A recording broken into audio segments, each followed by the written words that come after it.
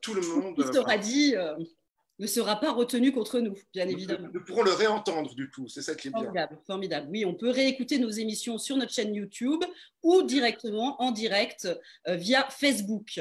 Eh bien, bienvenue à tous pour l'apéro éco et je vous laisse le soin, mon cher Olivier, de lancer le top générique. J'étais presque, on est effectivement en direct. Hop, hop.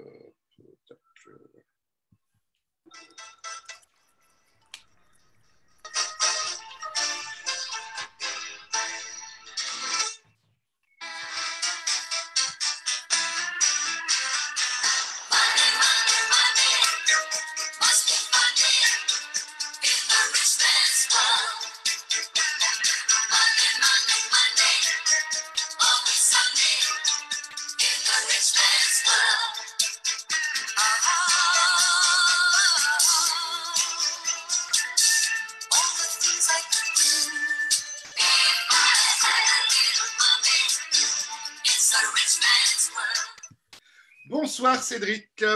Bonsoir Olivier. Je suis ravi de vous retrouver pour ce dernier rendez-vous, enfin de la dernière date de ce cycle d'émissions consacré à l'économie. Il va être question ce soir, je crois, une fois de plus de dette. Oui, tout à fait. Mais pas en Europe cette fois-ci. Voilà. À vous. Eh bien, merci. Eh bien, bonsoir à toutes et à tous. Merci Olivier de nous accueillir donc, pour ce dernier numéro de l'apéro éco. Malheureusement, j'ai envie de dire parce que c'était toutes les semaines un véritable plaisir pour moi, mais heureusement parce que cela signifie aussi pour nous en France le début de la fin du déconfinement. Alors après avoir parlé des mesures mises en place pour affronter la crise sanitaire, et de celles qu'il faudrait mettre en place pour éviter une crise économique, après avoir soulevé les paradoxes et enjeux autour des statuts des travailleurs des plateformes et de l'ubérisation, et enfin, après avoir parlé de la possibilité bénéfique pour tous de l'annulation des dettes souveraines détenues par la BCE, il nous semblait logique de sortir de l'Europe et de poser la question des dettes dans un endroit du monde où elles sont aussi de première importance, c'est-à-dire en Afrique. Ce soir, je vous propose donc de discuter de cette question complexe des dettes africaines et plus précisément des dettes des États membres de l'Union monétaire ouest-africaine. Et pour ce faire, nous avons le plaisir de recevoir en duplex depuis Dakar, Ndongo Sambasila. Bonsoir à vous. Bonsoir Cédric. Alors, pour vous présenter rapidement, vous êtes économiste du développement, vous avez coécrit avec Fanny Pigeot L'arme invisible de la France-Afrique, une histoire du franc CFA aux éditions de la Découverte en 2018, et vous faites partie de ces intellectuels sénégalais qui proposent de nouvelles visions ambitieuses et prometteuses du Sénégal de demain, voire même de l'Afrique de demain. Alors vraiment, merci de prendre le temps d'être avec nous ce soir. Et avant qu'on entre directement dans le sujet de la dette ou des dettes africaines, est-ce que vous pouvez simplement nous faire un point, nous dire ce qu'il en est à Dakar, comment aujourd'hui, quelle est la situation là-bas? En fait, pour l'instant, il n'y a pas de confinement à Dakar. Au Sénégal, il n'y a pas de confinement. On a limité les transports, disons, entre les régions. Dakar est la région la plus affectée pour le moment. On a fermé les écoles, on a fermé les mosquées, ce qui ne plaît pas trop aux fidèles parce qu'on est dans la période du Ramadan. Oui. Du carême. Et voilà, on a eu pour l'instant moins de 1500 cas de coronavirus. Et il y a moins de 600 qui ont été guéris. Et pour l'instant, on a eu 13 décès. Donc, disons, ça va encore pour l'instant. Oui, le nombre de cas, que ce soit au Sénégal ou dans énormément de pays africains, est assez faible. Alors, vous le disiez tout à l'heure, un petit peu avant qu'on commence l'émission, on a du mal à chiffrer les cas, mais comme en Europe, comme en Asie, puisqu'il faudrait tester tout le monde. Et en tout cas, la mortalité est drastiquement plus faible en Afrique de manière générale qu'en Europe. Je ne sais pas si on a des éléments d'explication à ça scientifiquement parlant, mais c'est un constat assez fort. Pour autant, on a plusieurs organisations, dont l'OMS, qui appellent à la prudence, qui appellent à une vague prochaine du coronavirus. Est-ce que vous avez le sentiment, en tout cas, que l'État, que le Sénégal s'est préparé à cela? Oui, je pense que les autorités médicales et sanitaires sont en train de faire le maximum pour gérer cette pandémie. Il n'y a pas de situation de panique, hein. Donc, les populations essaient de respecter les gestes barrières.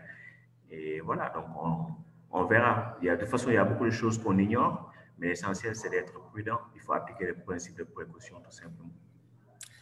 Alors, du coup, j'aimerais qu'on rentre maintenant dans notre sujet de ce soir, qui est celui des mesures économiques et de la crise des dettes, des dettes africaines. Tout simplement en commençant, comme on l'avait fait de notre côté, pour voir les mesures qui ont pu être mises en place au niveau national. Il y a eu différentes stratégies sur le continent africain. On a des pays comme le Nigeria et l'Éthiopie qui ont pu injecter des liquidités dans leur système pour se refinancer. D'autres qui ont choisi de reporter le paiement des impôts à plus tard, donc pour permettre ce coup-ci aux ménages de mieux vivre pendant cette période. Comment le Sénégal s'est placé et qu'est-ce qu'il a mis en place? Le gouvernement a mis en place ce qu'on appelle ici la force COVID-19.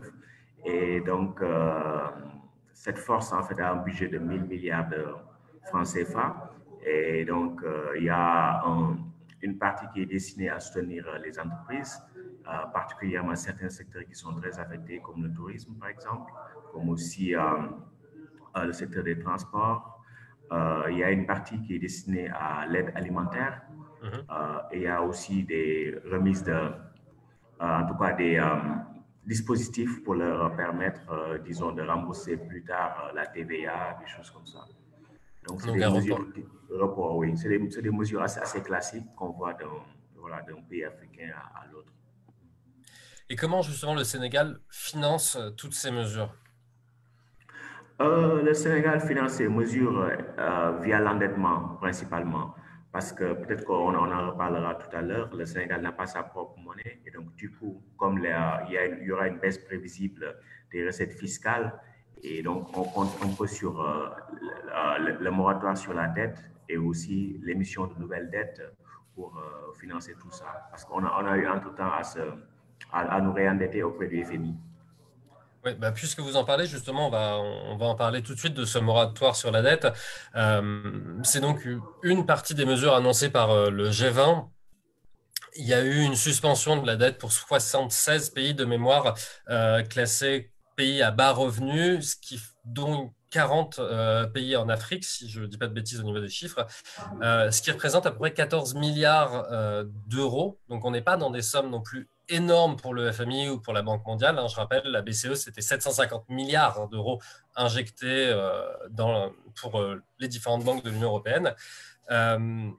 Et en plus, ces dettes sont suspendues, reportées à 2022, et tout ça n'est pas gratuit puisqu'il y a un surcoût qui est mis en place pour compenser ce retard. Malgré tout, vous estimez que c'est une bonne chose sur le plan monétaire au moins, puisque ça va permettre de dégager donc de l'argent et du budget pour les États. Oui, à court terme, ça permet à beaucoup d'États africains de souffler un peu, parce qu'il y en a beaucoup parmi eux qui ont des ratios, disons, en tout cas, le service de la dette pèse beaucoup trop lourd sur les revenus de l'État. Et donc, du coup, de pouvoir avoir cette fenêtre, c'est pas mal. Mais c'est sûr que les défis varient d'un pays à l'autre. Il y en a qui en ont vraiment besoin et il y a d'autres qui ont tout simplement besoin d'une annulation de la dette. Alors, le service de la dette, je rappelle, c'est ce que l'État dépense pour payer les intérêts, puis la dette, puisqu'on paye toujours les intérêts avant de rembourser son capital. Ce serait trop facile sinon. Donc là, en gros, ce que vous êtes en train de dire, c'est que ça permet à l'État de dégager de l'argent qu'il ne met pas dans le remboursement de sa dette, mais qu'il met au service d'actions pour gérer la crise sanitaire ou quelle que soit la crise de manière générale économique à venir. En termes de PIB, l'Afrique est pourtant pas si endettée que ça. Si on regarde précisément le continent africain, on tourne autour de 60% du PIB, d'endettement. C'est pas grand-chose. Si on pense à la France, on est à plus de 100% du PIB aujourd'hui, plus de 230 pour le Japon. L'Union européenne, la zone euro, c'est 85% du PIB. Ça n'a pas l'air dramatique quand on regarde 60% du PIB africain en endettement. C'est pas grand-chose finalement.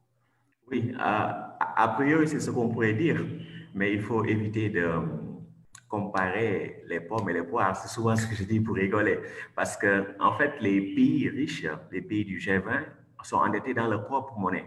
Et donc, ces pays ne peuvent pas être insolvables dans leur propre monnaie. Le Japon a un ratio d'endettement qui dépasse les 200% depuis près de 10 ans. Ça ne pose aucun problème parce que quand vous avez votre propre monnaie et que vous endettez juste dans votre propre monnaie, et que vous déterminez vous-même le taux d'intérêt auquel vous empruntez, il n'y a pas de problème. Parce que la dette de l'État, quand c'est dans sa propre monnaie, c'est un moyen d'enrichir le secteur non gouvernemental, c'est-à-dire les ménages, les entreprises, les secteurs extérieurs. Donc, ça ne pose pas de problème. Mais quand vous êtes endetté en monnaie étrangère, comme les pays africains, ça pose problème. Le Sénégal est aux alentours de 65%, donc on tend vers les 70%. Le Sénégal est surendetté, alors que le Japon a près de 230% et quelques ne l'est pas. Parce que dans les deux cas, ce n'est pas la même chose. C'est une dette en monnaie étrangère, c'est toujours problématique. Donc, il faut voir la capacité à rembourser la dette. Et quand vos revenus d'exportation baissent ou bien que les marchés ne veulent plus vous refinancer, là, vous êtes surendetté parce que vous ne pouvez pas payer objectivement la dette. Voilà, donc ça, on va prendre le temps de l'expliquer petit à petit, mais on touche à l'enjeu central de cette émission, ce sont ces dettes qui ne sont pas en devise nationale ou même d'une monnaie qui serait partagée entre plusieurs pays, donc comme l'euro en Europe. On va essayer de comprendre petit à petit d'abord pourquoi ces dettes ne sont pas en devise nationale. On pourrait penser que les pays de l'Union économique et monétaire ouest-africaine, donc qui utilisent pour le moment le franc CFA, pourraient s'endetter en franc CFA et non pas en dollars. Pourquoi pourquoi la dette de ces pays est majoritairement en dollars? En fait, la dette en monnaie étrangère est un peu le symbole en fait, de l'inadéquation du modèle de développement, du modèle d'accumulation économique. Pourquoi ces pays sont obligés de s'endetter en monnaie étrangère? Par exemple, dans le cas du Sénégal, c'est un pays qui ne peut pas dégager d'excédent commercial, c'est-à-dire que ses importations sont toujours supérieures à ses exportations. Et donc, du coup, ce pays, quand il s'endette, il ne peut pas, via ses exportations, payer sa dette. Et donc, en général, ce qui se passe, on essaie d'attirer les investissements directs étrangers pour se dire qu'à court terme, il y aura des rentrées de devises qui permettront de payer la dette. Mais ce qui se passe, c'est que quand vous investissez, par exemple, dans des infrastructures, c'est bien, vous avez des infrastructures, mais ces infrastructures ne vous rapportent pas des dollars ou des euros. Ils vont vous rapporter juste de la monnaie nationale, monnaie locale. Et donc, vous complexifiez le processus de remboursement. Mais avant d'arriver dans ce mécanisme de balance excédentaire, enfin d'objectif de balance excédentaire commerciale, j'aimerais qu'on fasse le point. Est-ce qu'on sait par qui cette dette est détenue de manière générale, puisque dans les années 90-2000, c'était à peu près les grandes institutions multinationales occidentales, donc FMI et Banque mondiale, qui en possédaient une grande partie. Elle était parfois en monnaie nationale également, enfin une dette publique, pardon. Et aujourd'hui, qui la détient? Puisqu'on parle souvent de la Chine et de la dépendance précisément de l'Afrique ou de nombreux États africains vis-à-vis de la Chine. Qu'en est-il vraiment, ne serait-ce que dans ce côté possession de la dette? Il y a trois types de dettes qu'il faut distinguer. Il y a la dette bilatérale, c'est la dette due au pays. Par exemple, la dette du Sénégal vis-à-vis de la France, vis-à-vis de la Chine, vis-à-vis du Royaume-Uni. Il y a la dette multilatérale, c'est la dette qui est due aux banques de développement, la dette qui est due au FMI, la dette qui est due à la Banque mondiale. Et il y a maintenant la dette qui est due aux créanciers privés, c'est-à-dire qu'il y a certains États, par exemple la Côte d'Ivoire, le Ghana, tout ça, qui sont allés vers les marchés, qui ont émis des obligations souveraines et voilà, qui ont pu se financer auprès des marchés. Maintenant, ce qui est arrivé, c'est que de par le passé, l'essentiel de la dette était détenu par, disons, les créanciers bilatéraux et multilatéraux. Mais depuis 2008, disons, 2008, beaucoup de pays africains sont allés sur les marchés financiers internationaux pour s'endetter auprès de créanciers privés. Et maintenant, pour ce qui est de la Pourquoi d'ailleurs? Pourquoi? Pour différentes raisons. Déjà, il faut voir les raisons qui tiennent, disons, au contexte des pays du Nord. Parce qu'à la suite de la crise financière internationale 2007-2008, les banques centrales des pays du Nord ont commencé à mettre en place des politiques monétaires dites non conventionnelles, des politiques avec des taux d'intérêt nuls ou quasi nuls, et aussi beaucoup d'argent mis dans le secteur bancaire et sur les marchés financiers. Et à un moment donné, quand vous avez des taux d'intérêt nuls, ça n'intéresse pas les investisseurs financiers. Ils vont se dire, allons vers les pays émergents. Là, au lieu d'avoir un taux d'intérêt à 0,25, par exemple, on pourra avoir 6%, 7%, voire plus.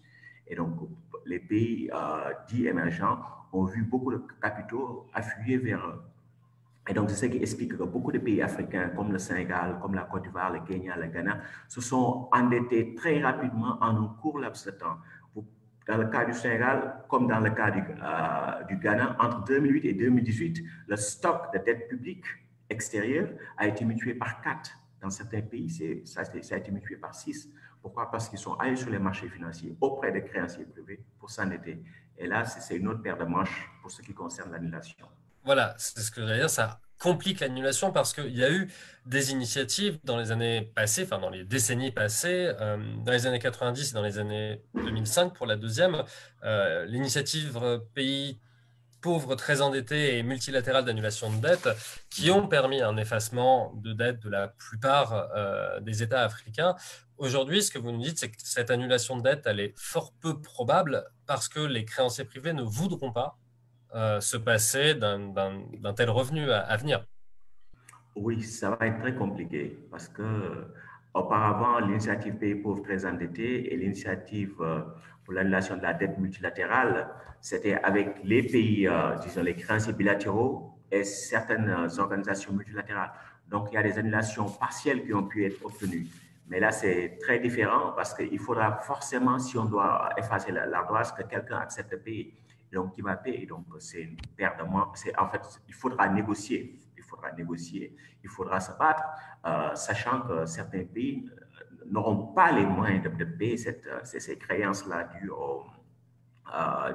ces créances privées-là. Ça va être très difficile. Et il y a un autre économiste, alors lui qui est camerounais, Eugène Nyambal, qui a récemment dit qu'il était aussi logique qu'il n'y ait pas d'annulation de dette, puisque le FMI et la Banque mondiale vivent en fait de cette dette des pays émergents pour couvrir leurs frais de fonctionnement. C'est-à-dire qu'une dette, c'est jamais gratuit. Quand on prête de l'argent, il y a un taux d'intérêt, on le paye. Et c'est grâce à donc, ces intérêts que eux couvrent leurs frais de fonctionnement. Est-ce que vous partagez cette analyse? Oui, je la partage d'une certaine manière et c'est même des travaux qui le montrent. Quand vous avez été sous programme avec les FMI, la probabilité pour que ça se répète dans les années qui suivent, elle est très grande. Donc, il y a beaucoup de travaux qui montrent cela parce que c'est des institutions financières, elles ont besoin de vivre. Et donc, la dynamique, disons, d'endettement de la part des pays, disons, émergents, des pays pauvres, c'est quelque chose aussi qui les fait vivre. L'idéal serait été que ces pays-là, comme les pays riches, ne s'endettent pas en monnaie étrangère. Mais bon, ça mettrait un frein, entre guillemets, au business, disons, le FMI, de la Banque mondiale et d'autres banques de développement. Donc, on va parler de la monnaie dans un autre temps. Là, j'aimerais qu'on se concentre maintenant sur la question du remboursement, puisque malgré tout, il va y en avoir. On l'a vu, l'annulation complète des dettes va être compliquée. On pourra la suspendre, peut-être les réduire un petit peu, mais il va falloir rembourser, ou en tout cas, il est fort probable qu'une forte partie des dettes soit à rembourser. Le seul moyen, enfin, il y a deux moyens, soit d'acheter des dollars, ce serait possible, mais là, ça risque de coûter très cher, puisqu'il faudrait les acheter en francs CFA, et la monnaie est en train de se déprécier, soit d'avoir une balance commerciale excédentaire. Vous en parliez tout à l'heure. Pour autant, puisqu'on peut prendre le Sénégal en cas d'exemple, le Sénégal n'a pas eu de balance commerciale excédentaire depuis 1967, c'est ça? Oui, exactement, exactement. Ce qui est intéressant, c'est de regarder les profils financiers des pays. Quand on parle de profil financier, c'est la capacité à payer la dette sur le long terme. Donc, vous avez grosso modo deux types de profils. Il y a les profils qu'on peut dire spéculatifs, c'est-à-dire que c'est des pays qui peuvent payer la dette parce que ces pays sont capables de générer des surplus commerciaux sur le long terme, parce qu'ils ont des balances commerciales souvent excédentaires de manière récurrente. Mais parfois, ces pays peuvent avoir des problèmes de liquidité, c'est-à-dire le cours des matières premières baisse et donc du coup, ils sont coincés. Donc, c'est des pays comme le Nigeria, par exemple. On peut se dire que généralement, ils peuvent payer la dette, mais il suffit que les cours du pétrole baissent fortement et ils ont des problèmes peut-être pour une année ou deux. Dans le cas du Sénégal, le pays n'est pas dégagé d'excédents commerciaux. C'est dû à beaucoup de choses. Donc, c'est un profil hyper spéculatif. Donc, ça veut dire que c'est un pays qui est insolvable, qui ne pourra jamais payer sa dette.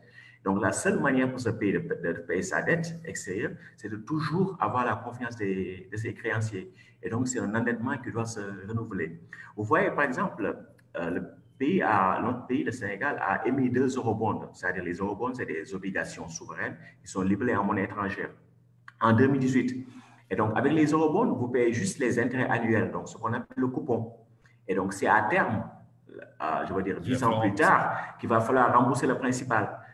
Et donc, les eurobonds ont été émis en 2018. Donc, en 2028, on n'aura pas, disons, le principal pour le payer parce que c'est 2 milliards à peu près, 2 milliards d'euros.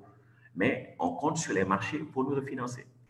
Donc, en fait, ce qui est en train de ce qui se met en place, ce qui est mis en place, pour certains, ça vous rappellera peut-être ce qu'on appelle les chaînes de Ponzi, c'est-à-dire qu'on emprunte pour cacher d'autres endettements. En fait, on va chercher de l'argent ailleurs et les chaînes de Ponzi, c'est en partie, pas uniquement, mais en partie un des éléments des crises financières qu'il y a eu en 2007, 2008, 2011, crise des dettes souveraines lorsqu'elle s'est transformée. La particularité et la difficulté donc pour la plupart des pays dont on parle là, c'est que pour avoir une balance commerciale excédentaire, il faudrait qu'ils puissent vendre. Enfin, ils ont du mal à avoir une balance excédentaire puisque puisque les produits qu'ils vendent sont des produits issus du secteur primaire, c'est-à-dire l'agriculture, l'exploitation des ressources en tant que telles, donc agriculture, pisciculture, ressources minières, et ces produits sont extrêmement compliqués à gérer puisque, premièrement, leurs cours sont variables, enfin, leur prix de vente est très variable en fonction de la demande et le cours n'est pas déterminé au niveau national, il est déterminé au niveau international. Donc, tout cela ne facilite pas non plus le remboursement des dettes. Par ailleurs, il y a une forte demande au niveau de l'importation aussi pour beaucoup de ces pays. Et dans les deux autres secteurs, enfin, dans le deuxième secteur, en tout cas, le secteur secondaire, donc celui qui repose sur la fabrication. Tout à fait, tout à fait. En fait, quand vous empruntez une somme, disons, dans une monnaie étrangère, par exemple, vous empruntez $100, la principale manière pour rembourser ces $100-là, c'est que celui que vous les prête achète vos biens. Mais si celui que vous les prête ne vous permet pas, disons, de vendre ces biens-là à des prix qui vous permettent de les rembourser, ça va être compliqué. Et donc, c'est ce qui se passe généralement pour certains pays africains comme le Sénégal. Ils ont un nombre limité de produits qu'ils vendent à l'étranger, qu'ils exportent. Et donc, généralement, comme vous avez dit, ces prix sont déterminés non seulement à l'étranger, mais les cours sont très variables. Et donc, ils peuvent se retrouver d'une année à l'autre dans une situation, disons, d'insolvabilité et donc d'incapacité à payer la dette, sachant qu'il y a des besoins qui sont incompressibles en termes d'importation. Il faut des médicaments, il faut des produits alimentaires, il faut des équipements, il faut des technologies. Et donc, quelle que soit la valeur extérieure de la monnaie a beau se déprécier, mais il faut ces importations-là. Les recettes d'exportation ont beau baisser, il faut ces importations. Donc, il y a un minimum en termes d'importation, toujours, alors que ce minimum-là pour les exportations n'est pas garanti. Et donc, ça peut créer des situations d'insolvabilité. Et il augmente. C'est ce qu'on appelle en termes un peu plus, en termes économiques, la détérioration des termes de l'échange. Cette idée que pour avoir le même panier de biens qu'on importe, il faut en vendre plus. Aujourd'hui, on le voit, la crise, elle est déjà là économiquement. Les cours du cacao sont en train de chuter, ceux du coton aussi, du cuivre, du pétrole. Quels sont les pays qui sont touchés par cette situation? Est-ce que tous les pays de l'Union économique et monétaire ouest-africaine, c'est-à-dire il y en a plus de 8, le Bénin, le Burkina Faso, la Côte d'Ivoire, la Guinée-Bissau, le Mali, le Niger, le Sénégal, le Togo, et je n'aurai pas la suite de la liste, mais est-ce que tous ces pays sont touchés ou est-ce que ça reste certains pays en particulier? Ils sont tous touchés parce que la baisse des prix des matières premières, elle est générale. Ça ne concerne pas seulement que le pétrole ou le cacao. Elle est générale. Et ce qu'il faut dire aussi, c'est que ces pays sont très dépendants du commerce extérieur. Généralement, en moyenne, en Afrique, le ratio commerce, c'est-à-dire exportation plus importation, rapporté au PIB, au produit intérieur brut, c'est de l'ordre de 65%. Donc, vous voyez que l'Afrique est très dépendante du commerce extérieur. Donc, quand on ferme toutes les frontières, quand le commerce mondial ralentit, d'après les chiffres qui ont été publiés, le commerce mondial va reculer de 15% cette année. Donc, ça veut dire que certains pays qui sont très dépendants, comme les pays africains, qui ne produisent pas sur place la plupart de leurs biens de consommation et leurs équipements, etc., ça va être hyper compliqué. Mais pour les pays d'Afrique centrale qui sont dépendants du pétrole, c'est encore plus compliqué que le reste parce que c'est des économies qui sont très peu diversifiées. Et donc justement, en fait, on le voit, ce qu'on peut apprendre de tout ça, c'est qu'une stratégie de développement basé du coup sur des finances, soit sur une balance commerciale excédentaire, soit sur des financements. On en a parlé un petit peu au début des IDE, des investissements directs étrangers, donc sur des financements étrangers. Cette stratégie de développement serait contre-productive puisqu'il faudrait, selon vous en tout cas, il faudrait que le gouvernement puisse contrôler le système du crédit et ne pas reposer soit donc sur une balance commerciale excédentaire, soit sur ses IDE. Tout à fait, parce que ce dont les gens ne se rendent pas compte, c'est que le capital étranger, que ce soit sous la forme de l'aide au développement, que ce soit sous la forme de la dette ou sur la forme de l'investissement étranger, quand on dit, par exemple, on donne au Sénégal 1 million d'euros, ces 1 million d'euros, ils ne viennent pas au Sénégal, ils sont sur un compte en banque, je veux dire à Francfort ou à Paris. Après, cet argent-là va servir à acheter des produits, des équipements, des importations, de produits pharmaceutiques, etc. dans ces pays-là. Et donc, cet argent ne vient pas directement. Peut-être que des biens pourront venir dans nos pays, mais cet argent, disons, ne met pas en œuvre une production dans nos pays. Et c'est ça le problème. C'est ça le problème. Il faut avoir un contrôle sur le système monétaire, sur le système du crédit, pour que vous puissiez, par exemple, produire sur place. Parce que tant que vous vous basez sur le capital étranger, mais le capital étranger a vocation à acheter, à produire des choses qui se font à l'étranger. Donc, un vrai développement nécessite donc un certain contrôle du système de crédit. Qui a accès au crédit et à quel taux? C'est important. La plupart des pays les pays du Sud qui ont pu un peu s'industrialiser, se développer et que le développement soit un peu bénéfique et élargi à toute la population, c'est des pays qui sont passés par là, qui ont maîtrisé le système de crédit. Par exemple, vous allez en Chine, vous allez voir que la plupart des banques, c'est des banques qui sont nationales parce que l'État doit avoir un rôle important pour veiller quels sont les secteurs qu'il faut favoriser, etc. Mais maintenant, même dans les pays riches, ce n'est plus le cas, on le voit. Oui. Et donc, un des moyens pour y accéder, c'est d'avoir sa propre monnaie.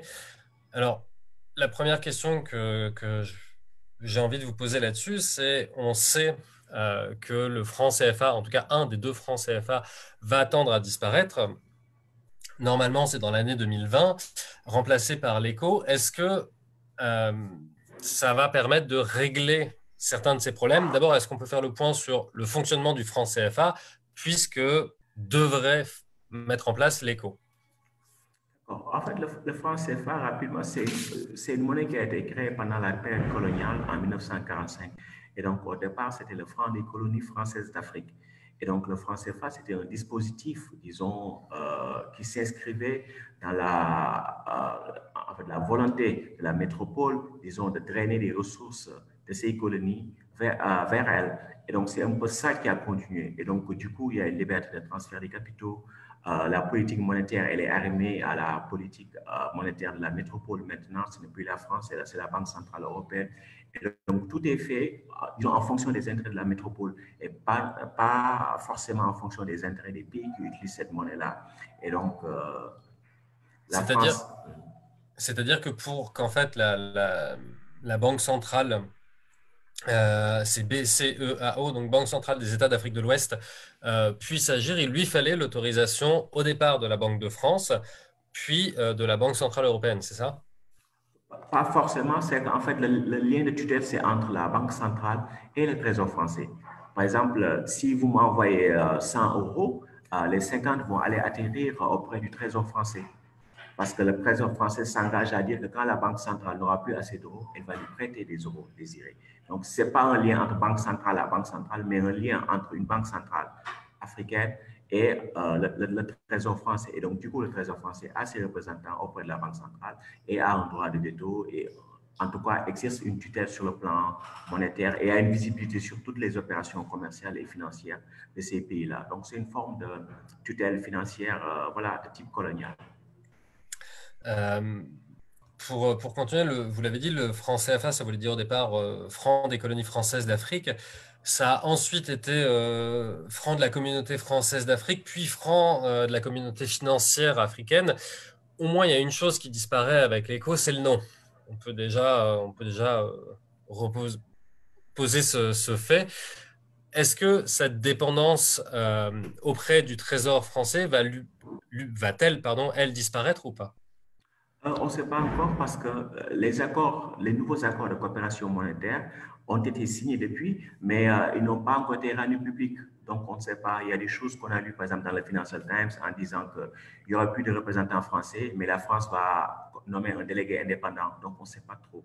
Il faut attendre qu'on publie les résultats. Mais ce qu'il faut dire, c'est que le choix du nom est assez paradoxal parce que ECO, c'est le diminutif de ECOWAS. Donc, ECOWAS, c'est Economic Community of West African States. Donc, c'est le nom du sigle anglais de la CEDEAO, la Communauté économique des États de l'Afrique de l'Ouest. Et donc, ces 15 pays, c'est-à-dire les 8 de l'UEMOA plus les 7 autres, dont les anglophones, avaient ce projet depuis 1983 d'avoir une monnaie unique. Et donc, récemment, ils avaient choisi ECO. Et donc, c'est comme si on leur avait piqué leur nom, en fait. Et donc, ça crée une certaine confusion. Pour autant, il y a autre chose dont on n'a pas parlé, le franc CFA, en tout cas ce franc CFA-là, puisqu'il y en a un deuxième qui s'appelle le franc de la coopération financière d'Afrique centrale, dont on ne parle pas pendant toute cette émission. Il est indexé sur l'euro, c'est-à-dire qu'il y a une parité fixe. 1 euro, c'est 656 francs CFA. Ça devrait continuer aussi. En quoi c'est problématique? Là, déjà, on est dans un contexte où, en Afrique centrale, les 6 pays de la CEMAC, 5 sont producteurs de pétrole. Et donc, quand les cours du pétrole chutent, les réserves de devises chutent également. Et donc, là, récemment, la Banque centrale est sortie pour dire que ce que nous avons comme réserve, ça couvre 2 mois d'importation. Ça veut dire que la parité fixe ne peut pas soutenir le choc actuel. Et donc, qu'est-ce qui risque de se passer? C'est une dévaluation. Et eux, ils ne veulent pas dévaluer. Et donc, quand ils ne veulent pas dévaluer, qu'est-ce qui se passe? Il faut restreindre le crédit intérieur, il faut restreindre les dépenses publiques, c'est-à-dire qu'il faut tuer l'activité économique pour maintenir cette parité-là. Et donc, ça peut être très, très, très douloureux pour ces pays-là. Ça veut dire que ces pays peuvent rester 10 ans à 15 ans à rester sous ajustement structurel, juste pour maintenir une parité avec une zone monétaire voilà, composée de pays riches. Donc, quelque part même, c'est très absurde comme situation. Est-ce que vous savez d'ailleurs comment est-ce qu'elle a été justifiée, cette parité? Parce que lorsqu'on vous écoute là, on se demande vraiment, enfin, pourquoi est-ce qu'on a mis ça en place? Parce que c'est un legs de la colonisation. Parce que c'est ce qu'on appelle un peu les systèmes d'étalons de vie, c'est-à-dire que la métropole dans les colonies, mais en fait, si on regarde bien, c'est la même monnaie, mais c'est juste les symboles monétaires qui sont différents. Et donc, c'est la même chose. Donc, quand on permet cette parité fixe-là, ça veut dire que les investisseurs, par exemple, la zone euro, quand ils rapatrient leurs profits, leurs capitaux, il n'y a pas de risque de change parce qu'il y aura toujours la certitude que la parité, elle est fixe. Et d'une certaine manière aussi, c'est aussi un moyen de dire que en fait, on organise la compétition sur le plan commercial à armes égales. Ça veut dire que vous, les pays les plus pauvres, vous ne pouvez pas utiliser vos taux de change comme une arme compétitive pour vous. Et donc, du coup, quand ces pays sont endettés et qu'ils ne sont pas compétitifs en raison de la cherté de leur monnaie, mais comment ils pourraient rembourser leurs dettes? C'est problématique. Ce qui a beaucoup été reproché d'ailleurs il y a 5-8 ans à la Chine de trop utiliser cette politique, ce levier monétaire au niveau du commerce international. Du coup, vous en appelez, enfin, vous me dites qu'une des solutions, ça pourrait être d'avoir une monnaie nationale, d'avoir sa propre monnaie, puisque l'éco, d'après ce qu'on peut lire, devrait conserver cette parité fixe. Est-ce qu'on ne pourrait pas penser, si l'éco ne conservait pas cette parité fixe et se détacher de toute présence française au niveau de la Banque centrale, est-ce qu'on pourrait penser qu'une monnaie commune à cette union monétaire des États d'Afrique de l'Ouest pourrait fonctionner, ou est-ce que pour vous, il est nécessaire que chaque État ait sa propre monnaie? Oui, pour moi, il est nécessaire que les États qui le peuvent et qui le souhaitent aient leur propre monnaie, parce qu'il y a des États peut-être qui ont d'autres priorités, il y a des contextes d'insécurité, etc. Mais ce qu'il faut dire, c'est qu'il y a 2 types de critiques au franc CFA. Il y en a qui critiquent sur le plan politico-symbolique en disant il y a la présence française, pourquoi le nom, etc. Et donc, c'est cette critique-là que le président Macron et Ouattara voilà, ont voulu prendre en charge quand ils ont fait leur annonce de réforme en décembre. Moi, ma critique, elle est d'ordre économique. C'est-à-dire qu'un État, ce qui le symbolise, c'est sa monnaie. Parce que vous ne pouvez pas concevoir un État sans monnaie. Et à part les pays qui utilisent l'euro, les pays qui utilisent le franc CFA et certaines îles dans les Caraïbes, tous les autres pays du monde, c'est le principe un État, une monnaie. Parce que la monnaie, elle est beaucoup plus importante que le drapeau, que l'armée et voilà, que l'hymne national. Parce que la monnaie, c'est l'instrument d'un souverain. Donc, si vous voulez avoir un minimum de développement économique, vous devez avoir un contrôle sur la monnaie, sur votre monnaie et le système bancaire. C'est pourquoi il n'y a pas d'exemple de pays qui se soient développés, en tout cas des pays du Sud qui se soient développés et qui n'aient pas eu leur propre monnaie. Et donc, c'est pourquoi l'écho dans la version, disons, Macron-Ouattara, l'écho dans la version originelle de la CEDEAO ne sont pas en tant que telles des alternatives au franc CFA sur le plan économique. Parce qu'une fois de plus, si vous ne maîtrisez pas qui peut avoir du crédit et à quel taux, mais vous ne pouvez tout simplement pas vous développer. Et l'avantage aussi à avoir sa propre monnaie nationale, même si vous avez des taux de change qui se déprécient, c'est que dans votre propre monnaie, vous ne pouvez jamais être insolvable. C'est-à-dire que, par exemple, si on vient au Sénégal, on dit que nous avons telle ressource pour mettre en place certaines industries sans beaucoup d'importation, mais ça pourrait être facilement financé grâce à la monnaie nationale. Donc, c'est comme ça que tous les pays fonctionnent.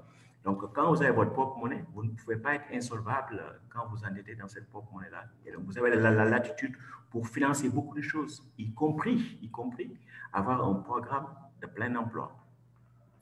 En somme, ce que vous nous dites, c'est que la monnaie est l'instrument premier de la souveraineté, puisqu'il est celui qui va permettre d'acheter l'armée pour hisser le drapeau et pour faire en sorte qu'on stabilise des frontières et qu'ensuite, potentiellement, on achète tout le reste. D'ailleurs, même en Europe, on le voit, les combats qu'il y a autour du taux, de l'euro et les propositions qui réémergent tous les 6 mois de créer un deuxième euro ou une autre monnaie en parallèle, etc., nous montrent à quel point les politiques monétaires ou la politique monétaire est effectivement le premier enjeu d'un État.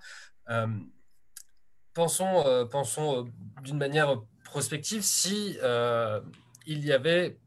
Comment est-ce qu'on pourrait mettre en place une monnaie nationale? Est-ce que ça vous paraît jouable, vous, que le Sénégal possède à un moment donné, dans les 10 ans qui viennent, sa propre monnaie?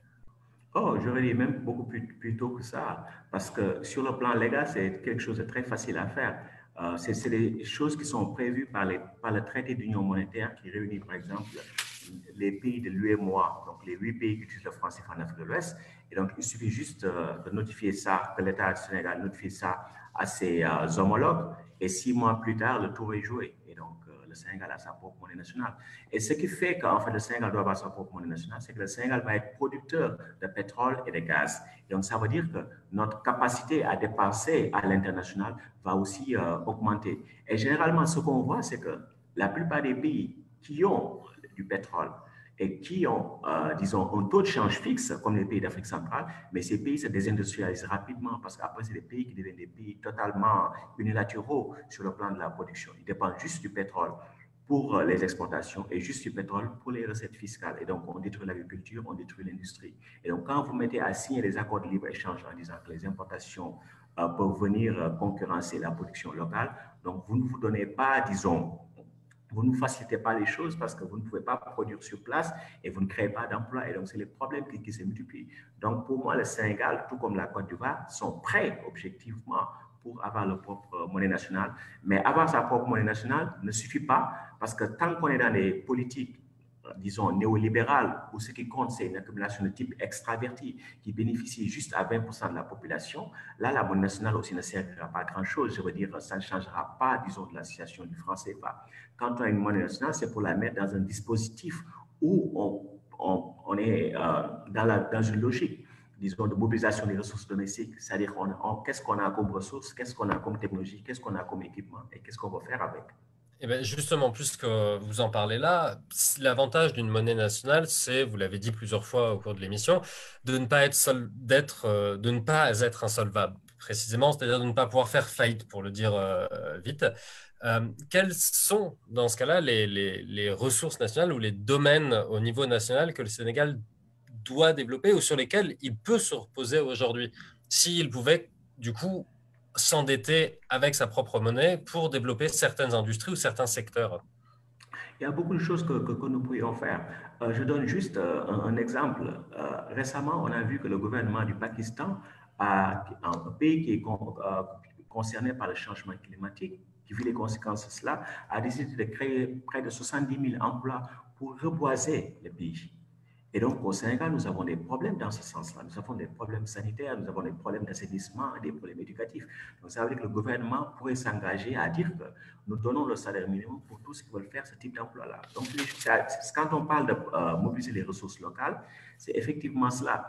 Parce que le gouvernement qui ne peut pas être insolvable, c'est aussi un gouvernement qui peut financer tout ce qui est finançable dans sa propre monnaie. C'est-à-dire que si on doit mettre en place une industrie pharmaceutique et qu'on nous dise que nous avons les équipements qu'il faut, nous avons l'expertise qu'il faut, mais ça demanderait juste qu'à créditer des chiffres sur des comptes pour qu'on ait cette industrie pharmaceutique-là.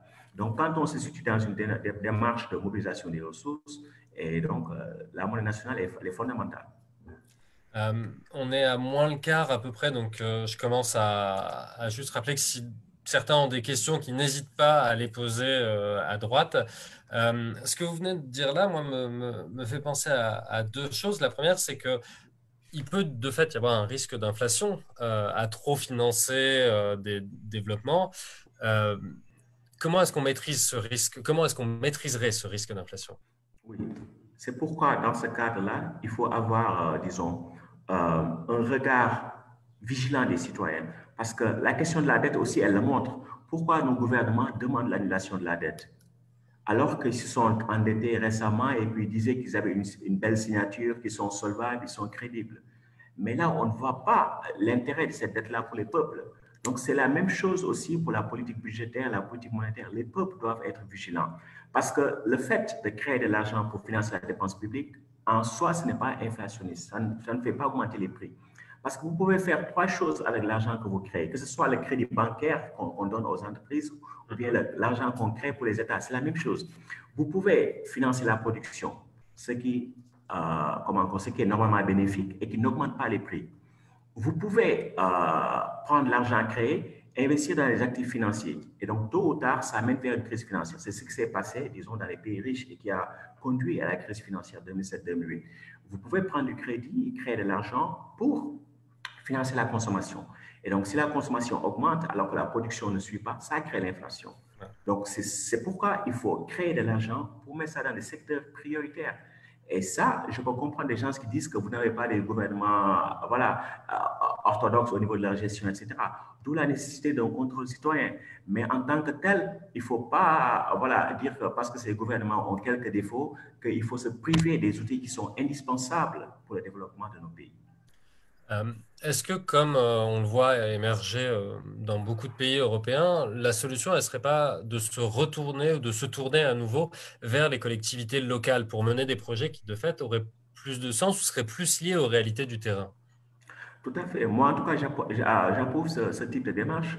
Et d'ailleurs, même, quand je parle de ma position sur la dette, je la distingue avec celle, en fait, il y a deux camps. Il y en a qui disent qu'il faut annuler la dette africaine parce qu'on est coincé, on n'est plus solvable, il y a cette pandémie, etc. Il y en a qui disent qu'il faut rembourser parce qu'il faut être crédible vis-à-vis des marchés. Moi, je trouve que ces deux positions ne sont pas très équilibrées. Pourquoi? Parce que si nous remboursons la dette, ce n'est pas ceux qui disent qu'il faut rembourser qui vont la rembourser. Ce sont les populations africaines qui vont souffrir, alors que ces populations n'ont pas été consultées au moment où ces dettes avaient été contractées. Et c'est elles qui vont en souffrir parce que cette dette ne leur a jamais bénéficié. Donc, du coup, si on doit annuler la dette, c'est au nom d'une souffrance qu'il faut épargner à nos peuples. Et donc, il ne faut pas s'arrêter là. Il faut aussi que nous puissions demander à nos gouvernements de rendre compte, parce que sinon, ce serait trop facile. Nos gouvernements qui disent qu'il faut annuler la dette parce qu'on est coincé, ce n'est pas responsable. Parce qu'on veut dire, vous pouvez avoir des problèmes de liquidité, mais ça ne doit pas servir d'excuse pour pouvoir dire qu'il faut annuler la dette. Et donc, ce qu'il faudrait, c'est mettre en place un cadre citoyen. Moi, j'appelle à la mise en place d'un observatoire citoyen de la dette pour qu'on puisse auditer tout cela et aussi qu'on puisse regarder les populations africaines, puissent décider si nos États doivent s'endetter en monnaie étrangère ou pas, dans quelles conditions ils pourraient le faire, est-ce que ce serait bénéfique pour nos économies. Donc, à un moment donné, tous les combats en fait, que nous menons pour la souveraineté monétaire, la souveraineté économique, doivent aussi tenir place dans le cadre d'un combat pour transformer les structures politiques, pour aller vers une démocratie, disons, beaucoup plus citoyenne, beaucoup plus participative. Donc, on pourrait avoir un peu des deux, c'est-à-dire une dette principalement en monnaie nationale, mais également une partie en devises étrangères, ne serait-ce que pour acheter de la technologie au départ. Je vois qu'il y a une question sur la droite de Fatima. Alors, je ne sais pas si elle est connectée encore et si on peut peut-être, Olivier, je ne sais pas ce que vous en pensez, mais lui donner la parole directement. Je n'ai Alors, pas de réponse. c'est possible techniquement, je ne la vois pas à l'image, on va dire, Fatima, donc je ne sais pas si vous le souhaitez ou si vous pouvez prendre la parole. Le micro n'est pas activé et je ne peux pas moi-même l'activer. Du coup, je vais poser la question. La question est la suivante.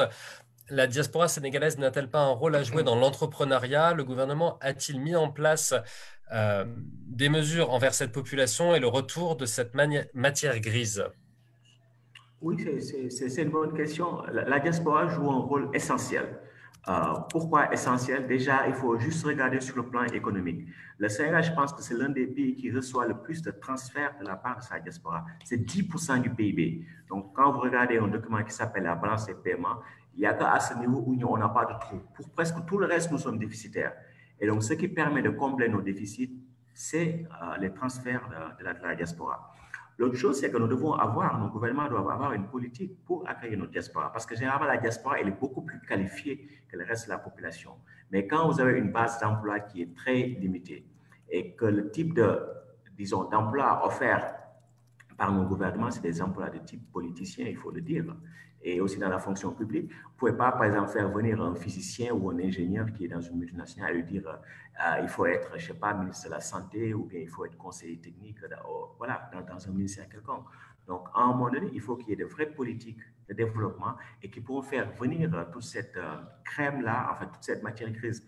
Et on a vu qu'en Asie, c'est comme ça que ça s'est passé.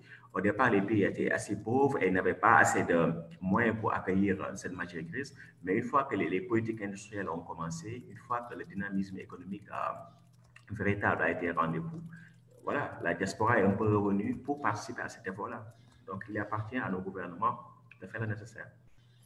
D'ailleurs, dans ce que vous dites là, ça nous fait penser que justement, pour pouvoir être crédible et continuer d'emprunter, les gouvernements doivent mettre en place des politiques de restriction de dépenses du budget, ce qu'on a vu en Europe, en Grèce, qu'on voit en Italie, et on sait le succès qu'ont ces politiques. Donc, ce que vous nous dites, c'est que aujourd'hui, si les gouvernements n'offrent pas non plus d'emplois autres que dans le domaine politique, c'est en partie à cause de cette obligation de respecter des strictes politiques budgétaires. Oui, et je vais le dire, hein. Ce sont des règles tout à fait absurdes qui n'ont aucune cohérence d'un point de vue économique. Pourquoi je dis cela? Parce que la dépense de l'État, c'est toujours un moyen d'enrichir le secteur non gouvernemental. Quand on dit non gouvernemental, on inclut les ménages, on inclut les entreprises, on inclut le reste du monde. Donc, dire qu'il faut limiter, par exemple, le déficit à moins de 3%, ça n'a aucun sens parce que les États ne sont pas des ménages. Moi, peut-être il faut que je limite mes dépenses à mes revenus parce que, voilà, je suis un particulier. Mais un État doit toujours dépenser pour le bien public. Par exemple, s'il faut dépenser 1000 milliards de francs CFA pour que tout le monde mange bien, pour que tout le monde soit au travail, pour que tout le monde soit en bonne santé, mais il faut dépenser ces 1000 milliards. Il y a que les financiers qui vont vous dire que vous ne devez pas dépenser les 1000 milliards, limitez-vous à 500 milliards. Pourquoi? Mais parce que ça fait leur affaire. Et donc, un gouvernement doit toujours dépenser pour le bien public. Après le déficit, c'est juste des chiffres. C'est juste des chiffres. Et donc, quand vous émettez vous-même votre propre monnaie, mais ce sont des chiffres qui n'ont aucune conséquence. Aucune conséquence. Et donc, la taille du déficit, ça ne compte pas trop. Tant que c'est en monnaie nationale. La taille de votre dette, ça ne compte pas une fois de plus, tant que c'est en monnaie nationale. Donc, c'est ces choses-là que nous devons comprendre. Quand l'État fait des déficits, il nous enrichit, nous particuliers, il nous enrichit, nous entreprises, etc. Mais on voit que parfois, il peut y avoir des excès parce qu'il y a certains États, maintenant, ce qu'ils font, ils dépensent pour, voilà, le 1%. Ça se voit. Voilà, ça se voit. Il y a quand même des risques à trop s'endetter. Il y a deux questions qui viennent d'apparaître, donc je vous les pose. Olivier, puisque ce sont les vôtres, est-ce que je vous laisse les poser? Moi, je peux les dire, en même temps, elles sont un peu… Alors, je m'éloigne un petit peu du sujet, donc c'est un petit peu moins technique, mais alors, ma première question, c'est est-ce que le tourisme est une des ressources principales de l'Afrique de l'Ouest? Est-ce que le ralentissement des déplacements internationaux suite au Covid va avoir des répercussions directes sur l'économie, ou pas spécialement? Et ma deuxième question, pardon, comme ça je les pose en même temps, y a-t-il des échéances électorales prochaines stratégiques? OK. Pour commencer par la dernière question, là, il n'y en a pas au Sénégal. Il y avait juste les élections locales qui ont été repoussées. La prochaine présidentielle sera en principe en 2024. Le secteur touristique, le Sénégal en dépend beaucoup. Et donc là, tout est à l'arrêt. Hein. Les hôtels, voilà, les restaurants, etc. Vous allez sur la petite côte, il n'y a plus rien, c'est le désert. Et donc, l'État est en train de trouver des solutions pour essayer d'accompagner ce secteur parce que c'est très, très, très compliqué parce qu'il y a un pan important de l'industrie sénégalaise qui dépend de cela. Il y a une autre question qui est apparue. Si le Sénégal ou tout autre pays de l'UEMOA a décidé d'imprimer sa propre monnaie, ne devrions-nous pas nous attendre à un scénario comme celui de la Guinée, entre parenthèses, émission de fausse monnaie par la France? Alors oui, alors ça va nous replonger dans l'histoire. Vous serez sûrement beaucoup plus à même de moi d'expliquer ça, mais en gros, il faut savoir que lorsque la Guinée a tenté de mettre en place sa propre monnaie, on a eu de l'argent, de la fausse monnaie, enfin de l'argent de contrefaçon qui a été imprimé, on l'a su par la suite en France, et diffusé dans le pays. Est-ce que vous pouvez revenir donc sur l'élément historique et répondre à la question, est-ce qu'on ne risque pas de s'attendre à la même chose si le Sénégal décide aujourd'hui de prendre sa propre monnaie, d'émettre sa propre monnaie, pardon? Je ne le pense pas parce que je pense que les contextes ont changé. À l'époque, c'était le contexte de la guerre froide et la France voulait donner un message aux autres pays en disant il ne faut pas d'indépendance monétaire, il ne faut pas d'indépendance politique. Maintenant, on est dans un cadre tout à fait différent, multipolaire, on a des voisins, etc. Et aussi les technologies pour fabriquer les billets également, voilà, se sont améliorées entre-temps. Donc, je ne pense pas. Et l'autre chose qu'il faut dire, c'est que parfois aussi, on fait la critique. En fait, si vous avez votre propre monnaie, est-ce que le président ne va pas dans son palais installer les imprimeries?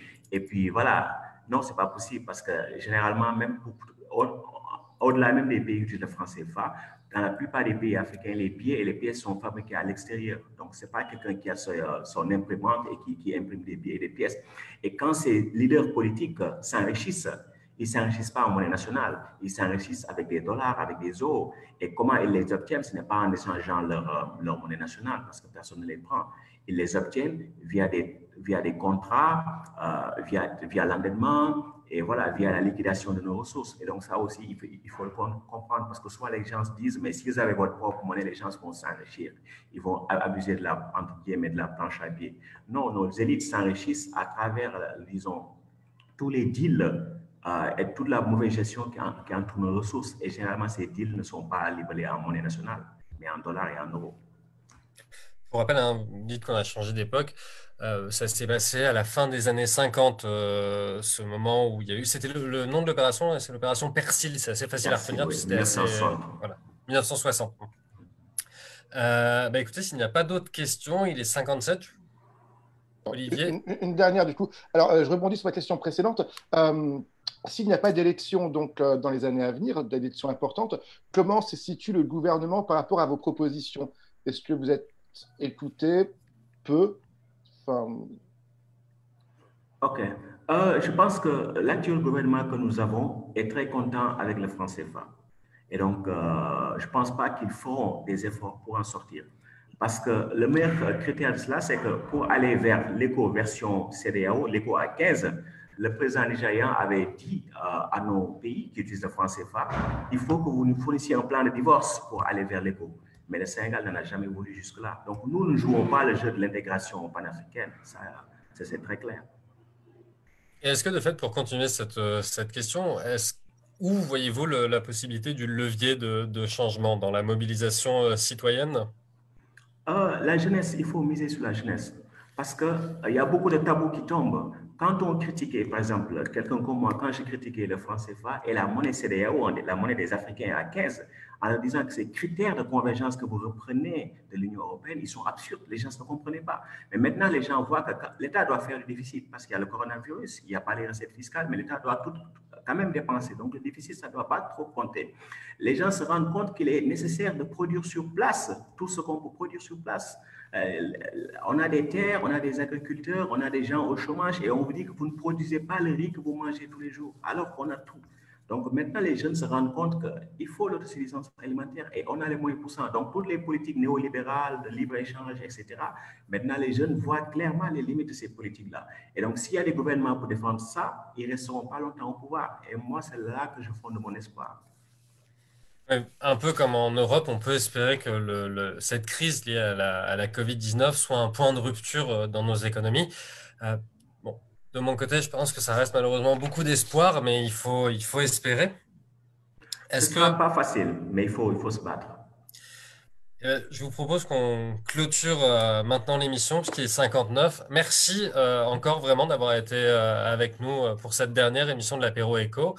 Olivier, Vanessa, je vous repasse la parole peut-être, puisque c'est malgré tout la fin. Merci beaucoup. Alors, merci beaucoup de votre présence ce soir dans notre émission dans le Go de Mbasila. Et bravo Cédric Fuentes pour ce cycle d'émissions qui était absolument passionnante. Donc, comme c'est de tradition un petit peu sur le Confinage TV, je rallume les micros pour qu'on vous applaudisse. Merci. Ben, merci à vous de m'avoir permis de faire ça pendant ces 4 semaines, Olivier et Vanessa. Et Cédric, parce que c'est... Bien sûr. Merci. À bientôt dans la vraie vie, j'espère. Et en tout cas, vous nous avez donné plein de clés pour poursuivre. Cédric, c'est l'autre, c'est pas lui. Donc, merci beaucoup à vous. Top générique. Hop là.